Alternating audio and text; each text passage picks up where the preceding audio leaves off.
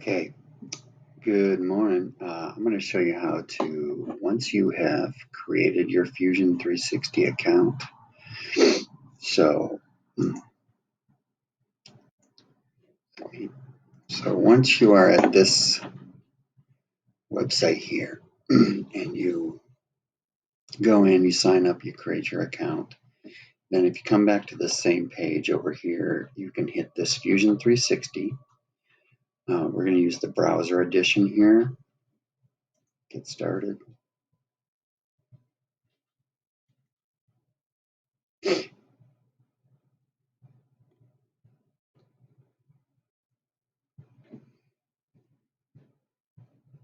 I'm not sure why that isn't working, but I'm going to hit this.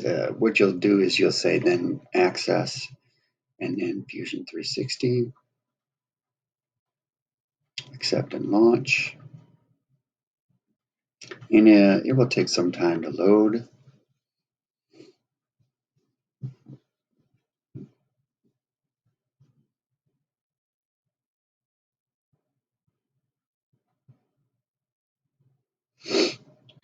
Got this cool, almost looks like a Rotax motor. Tiny little, probably like a 50cc motor with a external cooling system here. A little battery, kind of cool. I'd always thought it would have been a neat project to try and design your own motor.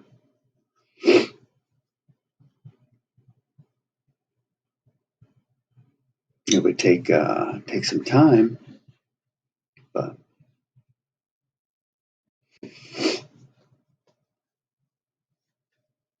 all right. So it's still pulling it up.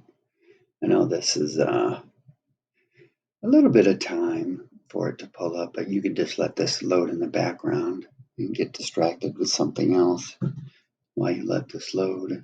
That's what I do. And then just come back to this tab. You will need to log on again. So this will be the email that you've signed up for.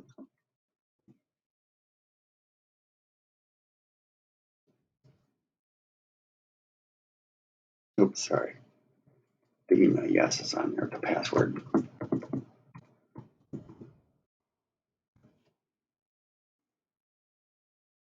I know you feel like you've already signed in 3 times, which by now you have. When you come back to this, it will just be the one more time, I think.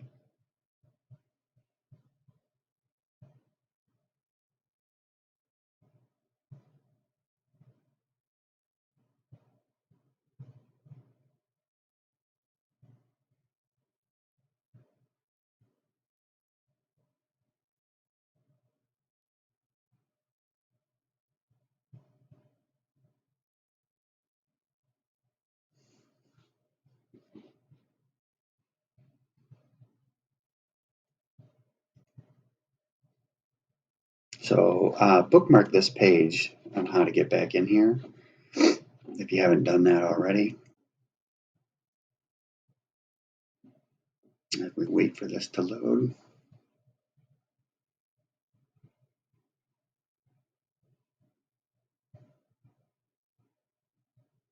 Okay. Well, it did load, and let me just show you real quick. This little panel up at the left here is kind of where you'll have all your models and files.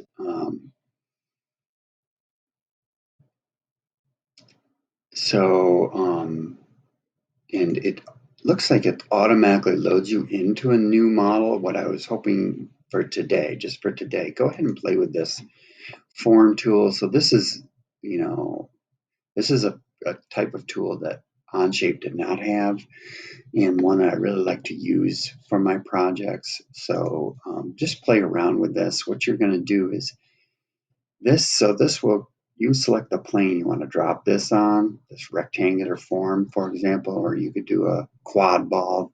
This is what you'd use if you wanted to, say, model a human face or head or different forms. You could do a cylindrical based form, But I select the ground plane, then I select the middle, and it automatically will start to pull out this rectangle for us. And what's also nice about Fusion 360 is that it defaults, see in the middle of the screen, the dimension is 6.2 inches right there. I can go ahead and type that in if I know what I want that to be. So just play with this form tool for today and save something fun or new. Doesn't matter really what we create. I just want you to play with it, and maybe I'll try and do a small car or something like that, toy car. How about that? And we'll make this thing 6 inches, and then watch this. If I hit tab, it'll go over to the width dimension.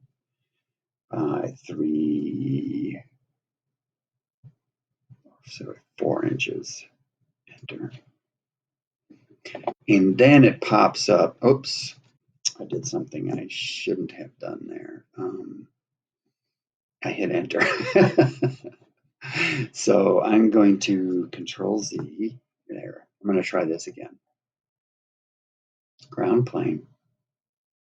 Put this thing in. I'm going to make it 6, tab, 4, and I'm going to show you why you don't hit enter. Tab.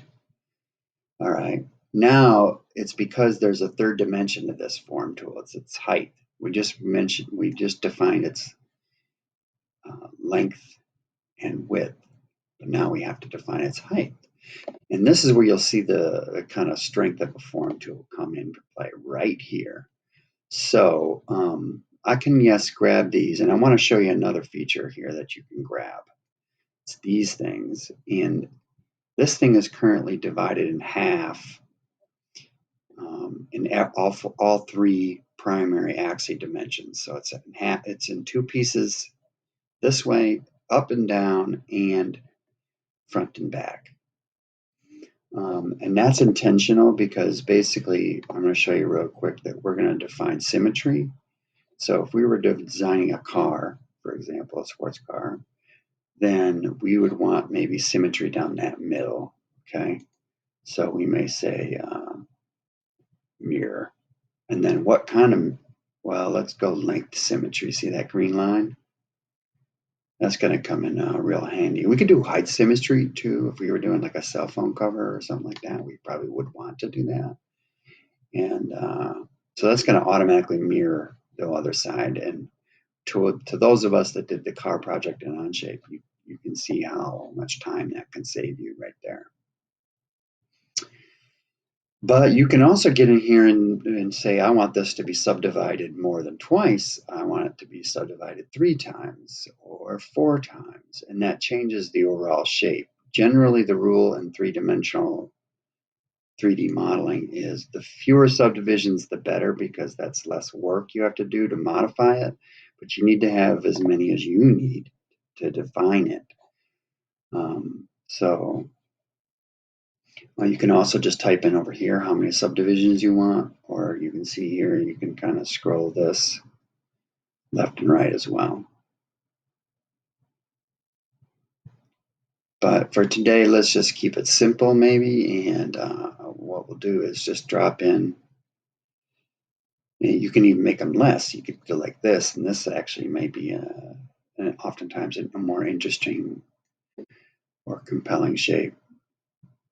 So just start with something simple, and then that got the symmetry put in there, and then I could say, okay. And then in Fusion, these lines are just like we used in Onshape. These are splines, these are control lines, and they really are the thing that define the shape that we just made. In Fusion, by the way, to rotate your model, you have to hold Shift on the keyboard and then your middle mouse button. If you hold the middle mouse button down and rotate your mouse, you'll be able to rotate it around. So that's a little different. You have to hold Shift on the keyboard. But what is really nice here, and this is why this is more of a mech modeler, similar maybe to like a Blender, is you can either pick a face, and you'll see it automatically picks that left side face, or these control splines, or even control points themselves, and then multiple things as well. So if I go and pick all of that, anything that you pick, what you can do is when you right click on you get this option to edit form, and it will give you this handy dandy handlebar. And then that thing, there's an infinite number of ways you can rotate and move faces here. And this becomes a very, very powerful tool. So we'll use this in a project. But for today, I just kind of want you to play with it.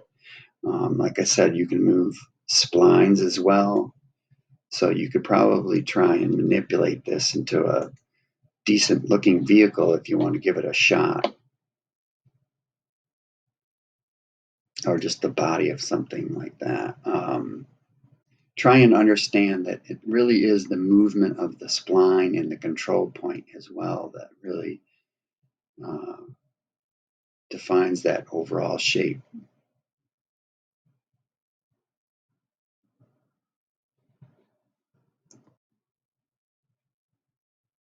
And then you can do other things in here too. So watch. In this case, if I want to hold control along this edge, and maybe why not this edge too, and I'm going to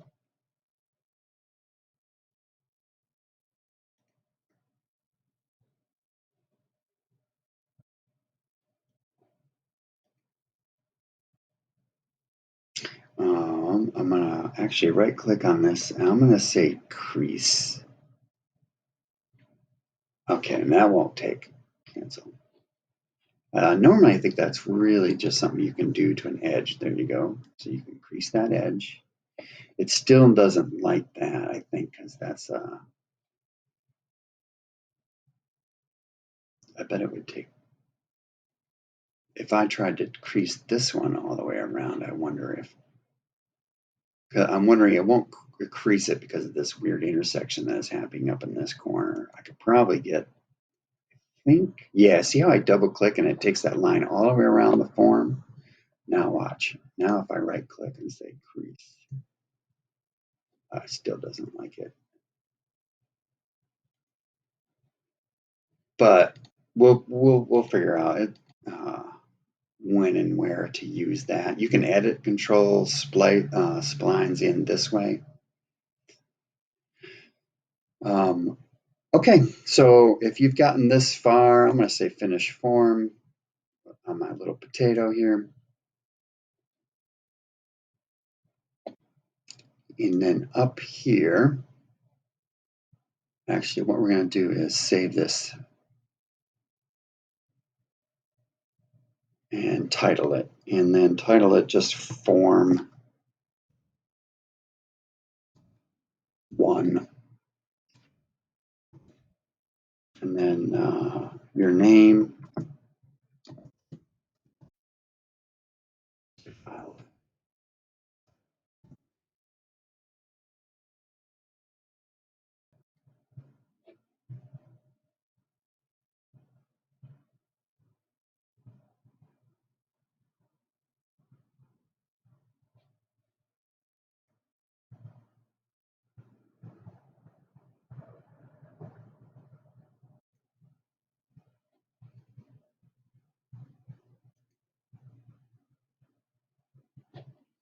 And then I think I'm waiting for it to pop up over here to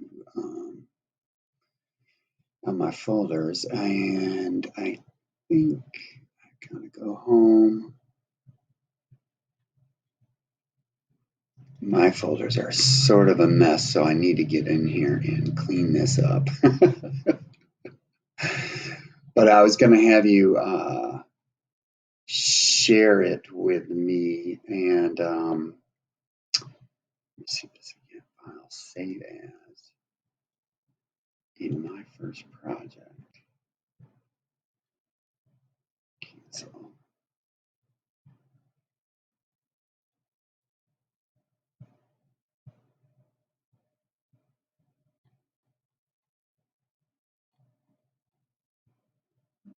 recent data. There we go. There it is. So I'm just going to go over here to my recent data, and over here, I think this is where we get the option to share, and you can share a public link.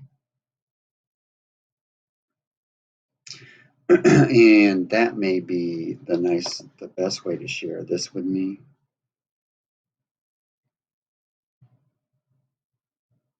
And then just copy this link here.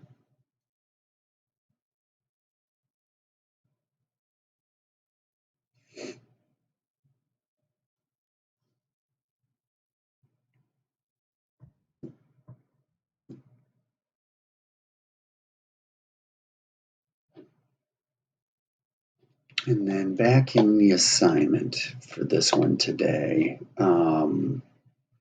if you could load up that link into the assignment, that would be great.